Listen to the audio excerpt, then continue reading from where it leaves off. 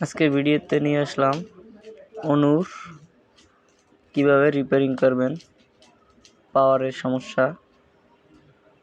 এর সমাধান আমি দেখব কিভাবে সমাধানটি দেওয়া যায়। খুব সহজ বিলে একটি সমাধান দেখাবো। সুইচটি ওপেন করি। এই আমাদের ওপেন হলো।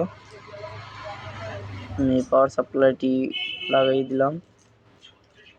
দেখুন আমাদের এখানে যে অনুর যে পাওয়ার এবারে অন্য যে বাতিগুলো এটা কিন্তু আমাদের জ্বলে নাই।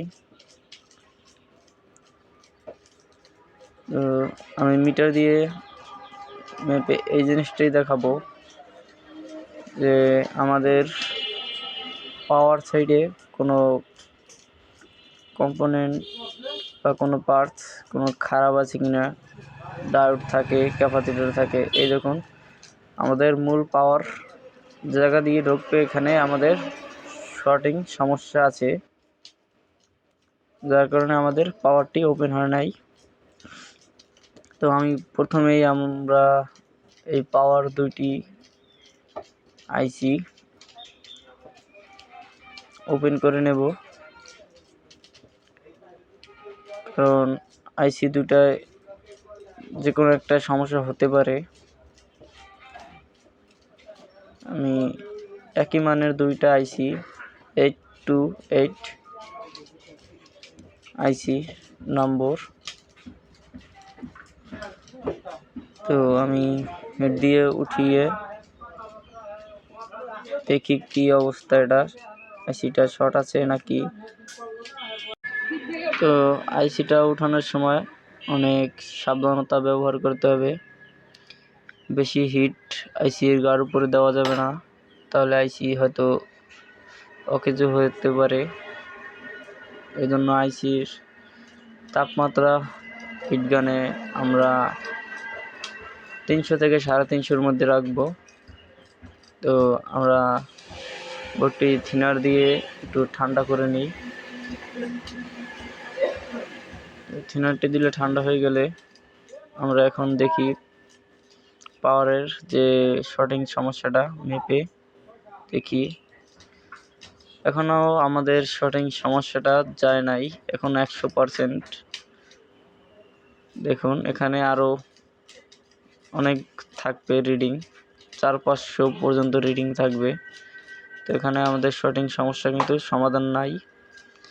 এখানে আমাদের ফিল্টারিং ক্যাপাসিটর আছে, নন পোলারাইজড ক্যাপাসিটর, যার কোনো দিক প্রধান নাই, প্লাস মাইনাস।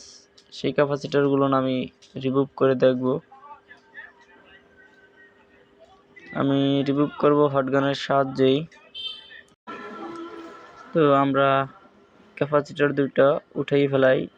এই আমাদের ক্যাপাসিটর দুইটা মূলত পাওয়ার সাইডেই, যে আমাদের 12 ভোল্ট এখান দিয়ে ঢুকছে ডিসি। এই ডিসি ভোল্টেজটা পিওর ফিল্টারিং করার জন্য মূলত ক্যাপাসিটরগুলো ব্যবহার করা হয়েছে। তো জায়গাটা পরিষ্কার করে নিই এবং থিনার ব্যবহার করতে হবে সুন্দর করে, আবার ঝালাইগুলো ধরাই দিতে হবে যেন আবার ব্যবহার করতে পারি আমরা জায়গাটায় ক্যাপাসিটরগুলো।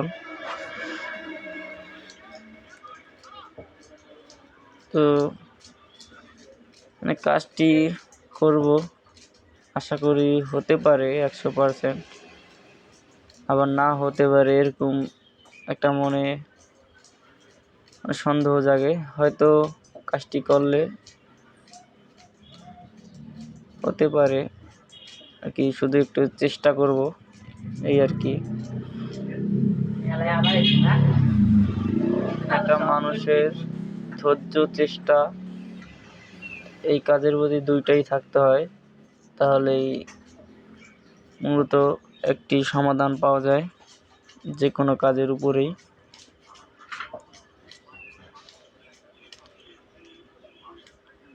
তো আমরা এই আইসিগুলো আবার নতুন করে ঝালাই ধরে লাগাই দেব। তো কাজ করতে গেলে অনেক সমস্যার মুখীন হতে হয়। তো এখানে ছোট দুইটা কম্পোনেন্ট উঠে গেছে তাতালের ঝালাইয়ের সাথে, আবার লাগিয়ে দিলাম হটগানের সাহায্যে। তো আমরা আর কি দেখব মিটার দিয়ে এখন যে আমরা ক্যাপাসিটার দুটো রিমুভ করার পর আমাদের রিডিংটা শর্ট আছে কিনা। দেখুন আমাদের কোনো পাওয়ার সাপ্লাইতে কোনো প্রকার শর্টিং কোনো সমস্যা নাই। তো আমাদের মূলত আইসি দুইটাই ভালো আছে, 828 যে আইসি দুইটা পাওয়ার সাপ্লাইয়ের ক্ষেত্রে ব্যবহার করা হয়েছে দুইটাই ভালো আছে। তো আমরা জায়গা মতন আইসি দুইটা লাগিয়ে দেব। তো আইসি দুইটা আমি জায়গা মতন পরিষ্কার করে আবার লাগিয়ে দেব। আর লাগানোর শেষে অবশ্যই যে কম্পোনেন্ট দুইটা শর্ট ছিল আমি দেখাবো, তার মধ্যে সম্ভবত দুইটাই শর্ট না, যে কোনো একটা খারাপ আছে। কোনটা খারাপ আমি সেটা মেপে ভালোটা লাগাই দেব আর খারাপটা ফেলাই দেব।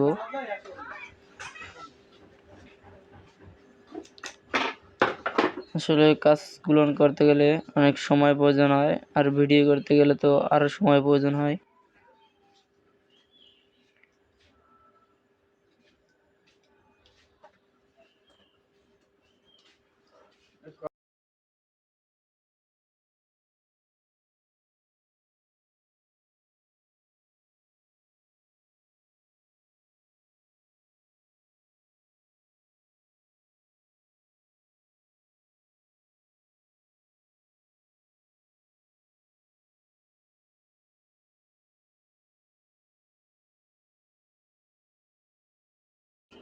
তো আমাদের ক্যাপাসিটারগুলো এই যে আমাদের হাতেই দুইটা ক্যাপাসিটার পাওয়ার সেকশনে ছিল।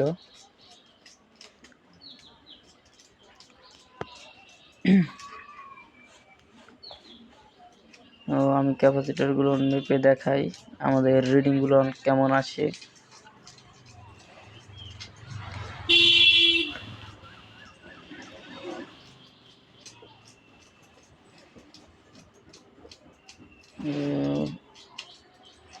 আমরা ছোট ছোট জিনিস তো একটু ধরতে কষ্ট হয়, দেখাতেও কষ্ট হয়। তো রাউটার অনু এগুলো মূলত হালকা পাতলা সার্ভিস করা যায়। যেটা সার্ভিস করছি এটাও অনেক দিন চলবে, আবার যে চলবে না এমন না। এই দেখুন আমাদের এই ক্যাপাসিটরটা কিন্তু 100 রিডিং দেখাইতে আছে, 104। এরকম করে কিন্তু আমাদের পাওয়ার সাপ্লাইয়ের সাথে লাগানো অবস্থা কিন্তু 60-63 এরকম দেখাইছে। এটা কিন্তু খারাপ। তো আমরা ভালোটা আবার লাগাই দেব।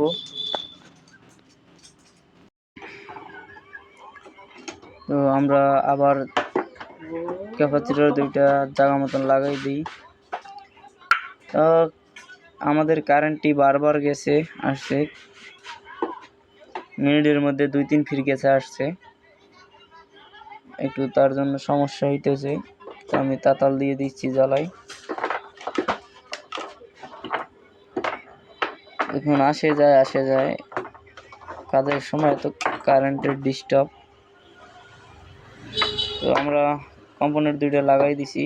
তো আমরা পাওয়ার সাপ্লাই রিডিংটি দেখি তো কত আসে রিডিং। এই দেখুন আমাদের 400-500 মতন, মানে 503% কম। তো আমাদের রিডিংটি কিন্তু মোটামুটি ঠিক আছে।